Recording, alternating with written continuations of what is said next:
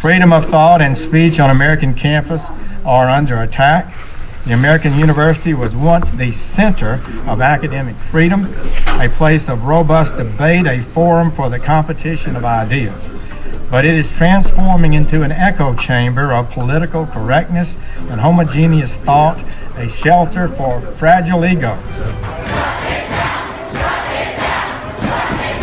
On campus, you either have silent appeasement or a bruise. I've been teaching for 41 years now, and I've never seen anything like this before. It's an epidemic. He has a right to have those ideas. Voices outside were loud as well. I think people are, I know I am, utterly fed up with the coarseness, the incivility of discourse in the United States. It's either silence or it's violence. It seems that we can't go a week without hearing of some controversial speaker being heavily protested or even banned from speaking on a college campus based on their political views. Middlebury College, the University of California, Berkeley, and even Penn State have gotten headlines on this issue just over the past year concerning bringing controversial speakers to the likes of Milo Yiannopoulos, Charles Murray, and Richard Spencer to speak on their campuses. This issue has caused many groups on both sides of the aisle to raise the question of who should be allowed to speak in a public setting, especially an educational one such as a university, and to consider what topics they should be allowed to talk about. Let's first take a step back and trace this public controversy to the social changes of the mid-20th century. The exact types of speech protected by the First Amendment have been a matter of debate since its passage in 1791. However, these controversies rose to prominence in the 1950s and 60s. The Supreme Court ruled in cases such as Brandenburg v. Ohio that groups as controversial such as the Ku Klux Klan and the American Communist Party had the right to speak in a public setting regardless of how divisive their views might have been, so long as their speech did not cause a clear and present danger. But if the Supreme Court made its opinion clear many years ago to allow controversial speakers to speak in public settings such as at universities, then why does this dispute persist? To answer that question, we have no better source than to turn to our own president, Dr. Eric Barron. This past August, he made the decision not to allow the controversial speaker, Richard Spencer, to speak on Penn State's campus, a decision that was consistent with several other universities at the time. Spencer, a famous member of the alt-right movement, was quoted by The Atlantic calling for peaceful ethnic cleansing and stating that until his past generation, America was a white nation. While Dr. Barron did make comments about the issues that might be caused by Spencer's political opinions, his main issue with the event was clearly not directly related to Spencer's content. Instead, he said that the First Amendment does not require the university to risk imminent violence, and that it is the likelihood of disruption and violence, not the content, however odious, that drives his decision. The law does not require a public university to risk violence and bodily injury in the pursuit of free speech. And there is certainly a great likelihood of violence. According to a survey in the Washington Post, students are split almost evenly about whether or not it is acceptable to shout over a speaker if you disagree with them. Perhaps more alarmingly, the same poll states that almost 20% of students, regardless of party lines, believe that the use of violence is acceptable in disrupting a speaker that one does not agree with. But even given these risks, there are many people who still want controversial speakers to come to college campuses. I think a university should be, if nothing else, a place where free discourse can happen, where ideas can clash, people can disagree. At the heart of the debate lies the question of what the responsibility of universities is to uphold the right to free speech.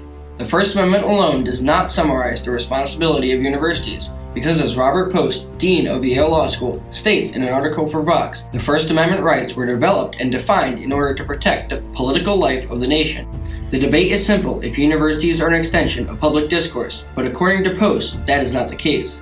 His reasoning behind this claim is that the instructional nature of universities to aid students as they learn to distinguish between ideas blurs the line between universities and the public sphere. To contextualize the issue of universities being a part of the public, but not bound to the same standards given by the First Amendment, consider the idea of doctors and their patients. The First Amendment does not treat doctors and their patients as equals, since we hold doctors accountable for their expertise. Likewise, universities are bound to their responsibility to educate, and part of educating is judgment. Admission is granted to those who are academically successful, students are graded on their ideas, and fellowships are given out based on essays and academic success.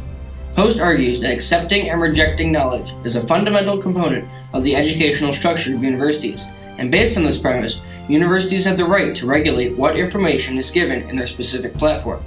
In a different article for Vox, Erwin Cherminsky, Dean of UC Berkeley Law School, counters Robert Post, stating that the law does not allow a public university to exclude a speaker by claiming that the viewpoint expressed would be so offensive to students that it would interfere with their education, and that assumption of freedom of speech and of academic freedom is that education is enhanced when there is more speech, not when government officials have the power to censor and punish speech they don't like.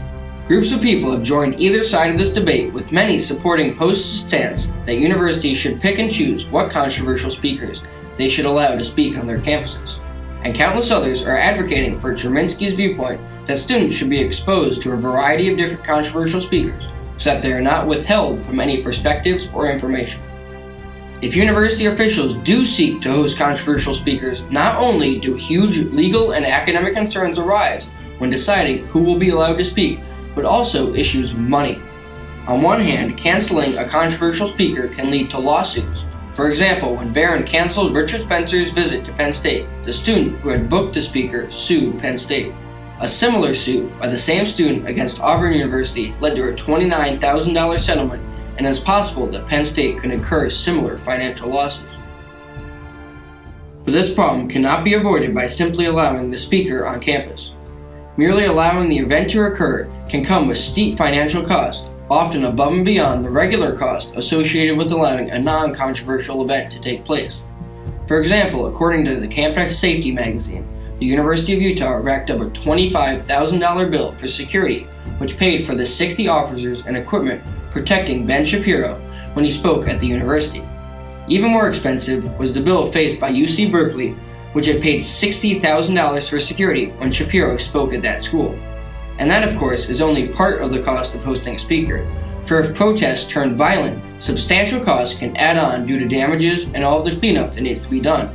For instance, in February of this year, fiery riots on University of California, Berkeley's campus before Milo Yiannopoulos' scheduled appearance caused over $100,000 in damages and led to volunteers having to sweep up trash and broken glass from the school's main plaza the next morning. Even more important is the fact that alumni who donate large sums of money to the university each year might be upset, offended, and confused to see the university bringing in controversial speakers that cause violent protests. This could lead to them refusing to donate money again, which can cost the university millions. The question of allowing controversial speakers on college campuses is not a straightforward one, and it requires us to compare values and ideas that are often incomparable. Is the educational benefit of a speaker's alternative perspective worth the security cost and risk of violence? Do students have a right to loudly express their disagreement, and does that outweigh a speaker's right to speak? We as a society have not yet come to a consensus on these questions, and until we do, it is certain that the issue of controversial speakers on college campuses will remain a disputed one into the foreseeable future.